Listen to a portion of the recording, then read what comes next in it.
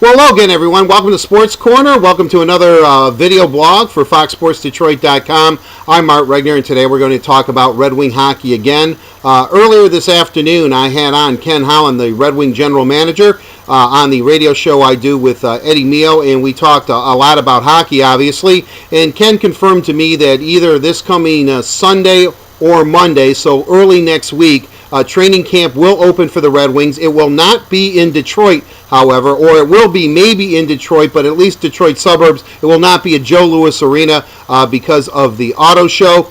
We also talked about the future of Thomas Holmstrom, and out of respect to Homer, Ken said that the day before training camp opens, which would either be then this coming Saturday or Sunday, he expects at Joe Louis Arena Thomas Holmstrom to call a press conference and let everyone know what he intends to do about his career, whether he will remain a Red Wing or retire. As you know, most people do believe that Homer will announce his retirement, but really out of respect to Homer, and I'm not surprised Holland would do this, and even though I guess it's pretty much a given that he is going to retire, but we will just wait and see what Homer has to do, and that will happen either this coming Saturday or Sunday, depending on when Red Wing training camp opens.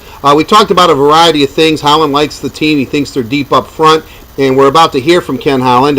Yes, the same instrument that I used in Ann Arbor so you could hear Brady Hoke, we're going to do that with Ken, and hopefully it works out just as well. But before we do that, I want to set up what Ken's going to talk about. Before the lockout happened, the NHL salary cap was $70 million. There were some, and Ken Holland among them, that believed that once the new CBA was agreed upon and ratified, that the cap would go down significantly to about $60,000, meaning that there would be several teams that would have to dump salary, and that the Red Wings, because they were shut out in the free agent market, would be able to acquire some top-notch talent for a relatively low price because, as I said, teams were in a salary dump. Well, that's not going to happen. With a 48-game schedule, as I said, and it being prorated, and the salary cap for this year is right around where it was last year at $70 million. Next year is when they have to get down to, I believe it's $64.3 million. I'm going off the top of my head, so I might be incorrect on that exact figure, but it's right around there. Then there should be some wheeling and dealing and maneuvering going on, and that's when I think you'll see the Red Wings bring in guys, or at least try to sign free agents and do some trading. However, this is what Ken said when I asked him about, because the salary cap is the same, how will this affect the moves and things that you're able to do this year? So hopefully this is going to work. And here's Red Wing general manager Ken Holland from earlier today. You know what? I think you learn these systems day by day. The cap's $70 million this year. Everybody can fit it. I think more.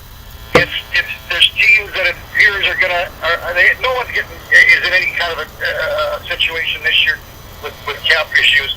I think cap issues are coming for the 13-14 season. Right. When there's players on teams that have been their contracts have been negotiated extensions, and they're going up, and there's restricted and unrestricted. When we won the Cup in 08, we had the 15th highest payroll in the league. I think there's this perception that you need to be the highest payroll to win, and we've won with the highest payroll, and we've won with the 15th highest payroll.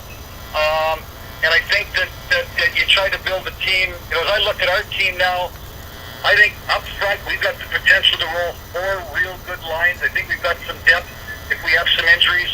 We like our goaltending. There's obviously a lot of questions about our defense when you lose a Lidstrom and when you lose a Brad Stewart. We've really added, in my mind, Quincy and Smith, because they worked with us at the first 60 games when those 2 other guys were here. So our defense is going to have to evolve. There's lots of pros there. They might not be the high-octane star power like there was when we had Rafalski and Lidstrom, or Lidstrom and Chelios, but certainly the Whites and the Quincy's and the Cronwalds and the Ericssons and the Kindles and Poliakovo, Brendan Smith, we think that they're good, solid pros, and that they're going to be able to do a good, solid job for us on the back end. And again, I think we're pretty deep up front. Kenny, So there you have it. There's sorry, cut Eddie off there, but so there you have it from Ken Holland, what he thinks. And if you really look at the Red Wing forward core, they should be pretty good, especially with some young kids like if Nyquist can come through, if Damian Brunner can continue his success with Henrik Zetterberg, the new Red Wing captain. Then that should be great. I think there's depth at forward core. Some of the guys are doing it, getting the job done in Grand Rapids. Landon Ferraro actually is putting the puck in the net. Riley Sheahan is having a great season. So I would look at it this way. Holland said that he believes that I think 10 guys on the roster are 28 or younger. And, that's pretty good for the Red Wings, who have always been considered a rather elderly team. When you look at net, with Jimmy Howard and Jonas Gustafsson, or the monster, as they say, he's doing well. Another good thing, though, too, is that the Red Wings seem to be pretty good in goalie. Peter Mrazek, or Mrazek, I keep mispronouncing this kid's name, and he's probably going to be a star. First-year pro, 20 years old. He's doing great in Grand Rapids. Thomas McCollum, whatever was going on the last couple of years, the American goaltender that the Red Wings drafted, he is actually turning into a solid AHL goalie for the Red Wings. And then Jake Patterson, who plays for Sarnia in the OHL, Saginaw in the OHL, he also was the third goalie on Team Canada's World Junior team, the 18 team. So everything seems to be going fine that way. As you heard, the tough part and where the Red Wings are really going to be hurting is on defense. And, I think that Jonathan Ericsson is their best stay-at-home defenseman right now. That's why he's up at the number one pair with Nicholas Cromwell. But they have essentially 7 defensemen at this point, the Red Wings. And because the cap is where it did not move, it's where it has been. And no team, as you could hear from what Ken just said, no team's going to have salary cap issues this season. It'll happen next season. So the Red Wings have Cromwell, Ericsson, Smith, Quincy, Koliakovo, Ian White, and of course Jakob Kindl. That is going to be their rear guard. Now, I know I've called it a horror show because it's scary, but if you're a Red Wing fan, you're going to have to hope that the forwards really gel, that they score some goals, and there's some depth, and that they remain certainly healthy. The back end with the Monster and Jimmy and net should be pretty good. Hopefully they'll be able to get the job done. And really, you've got to hope that the defense stays healthy. They're very thin. They're very unproven. The key player for the Red Wings on defense is going to be, I believe, Brendan Smith.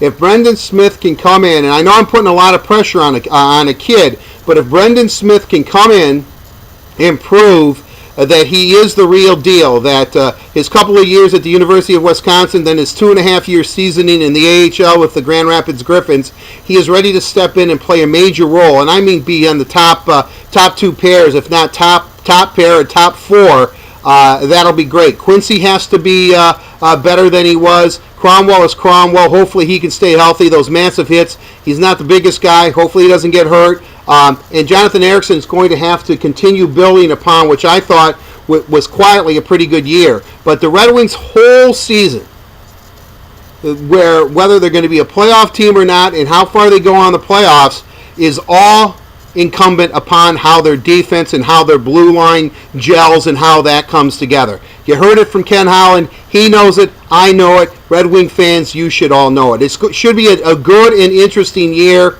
If Brunner can play, if Nyquist can make the team and play, if Franzen can score some goals, Danny Clary picks it up scoring some goals, Zetterberg and Datsuk, the Red Wings should be okay up front. Don't forget Jordan Tutu is going to be a pest. Michael Samuelson is going to be great, especially on the power play. So Sammy's back. So forward core, I agree with Holland. I feel good about that.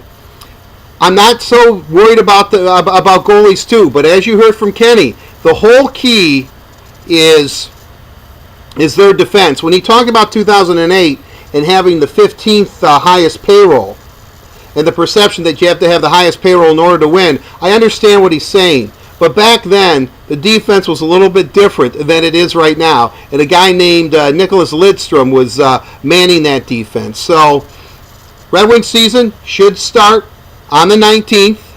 Training camp will either begin this Sunday or Monday, so early next week. It will be either in someplace in Detroit, not Joe Louis Arena, or in one of the Detroit suburbs, but it will be here in the greater metropolitan Detroit area. Thomas Holmstrom will make an announcement on his career the day before camp opens at a press conference at Joe Louis Arena. And Holland and I and you, and I don't mean to be redundant here, forwards deep should be okay. Goaltending solid should be okay. Defense, a huge question mark. So if you're a Wings fan, you go to bed tonight, say a little prayer for the Red Wing blue line, and hopefully Brendan Smith and those fellas can really come together, because they don't have any depth. They don't have any depth, and it doesn't look like anybody's willing to trade with Detroit right now. Teams don't have to trade. Everybody's roster, the way it is right now, is pretty much how it's going to stay. There might be a little bit of movement, and trust me, if there is a little bit of movement and somebody, a blue liner, becomes available either through trade or a buyout or something, Ken Holland's going to maneuver. He will try to shore up that blue line. I can tell that he's a little concerned about it, and he should be.